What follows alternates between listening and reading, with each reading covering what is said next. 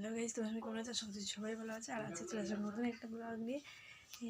আজ আমার রান্নাবান্না হয়ে গেছে। এদিকে মনার জন্য টিফিনও করে নিয়েছে দেখো সকালবেলা। এদিকে হচ্ছে তোমার ওই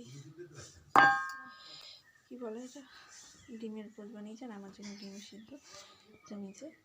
আরও এখন ঘুমাচ্ছে। হ্যাঁ বা উঠেছে, ওঠো ওঠো ওঠো, ওই যে উঠেছে।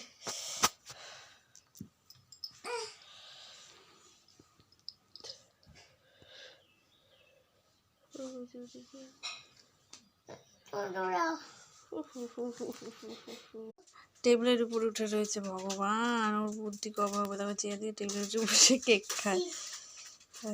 তার ফাঁকে দেখো আমি একটুখানি মেহেন্দি পরে নিলাম। কেমন হয়েছে তোমরা একটু কমেন্ট করে জানিও। দাঁড়াও ভালো করে দেখো। তোমাদের সবাই দেখেছিলে যে আমার শরীর খারাপ ছিল, তাই তোমাদের সবাইকে বলেছিলাম যে আমার রিপোর্টে কী প্রবলেম আছে। রিপোর্টগুলো তো সব ডাক্তারকে দেখেছি, তোমরা তো জানোই, রিপোর্টগুলো তো দেখেছো।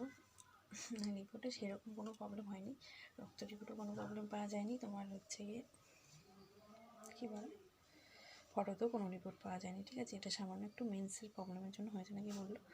তো ওষুধ দিয়েছে, অনেক রকমের ওষুধ দিয়েছে। এখন যে 2-3 মাস ওষুধ খেতে হবে, তাহলে ঠিক হয়ে যাবে। আর এছাড়া কোনো প্রবলেম হয়নি। তাহলে তো তোমরা জানতেই পারলে যে আমি কেন, আমি মানে এতটাই ঘাবড়ে গেছিলাম যে এত শরীর খারাপ কেন হচ্ছে। এখন যাই হোক একটু ভালো আছি, আর ওষুধ খেয়ে এখন ভালোই আছি। শুধু জাস্ট একটু দুর্বল ভাবটাই রয়েছে, এছাড়া আদার্স কোনো নয়।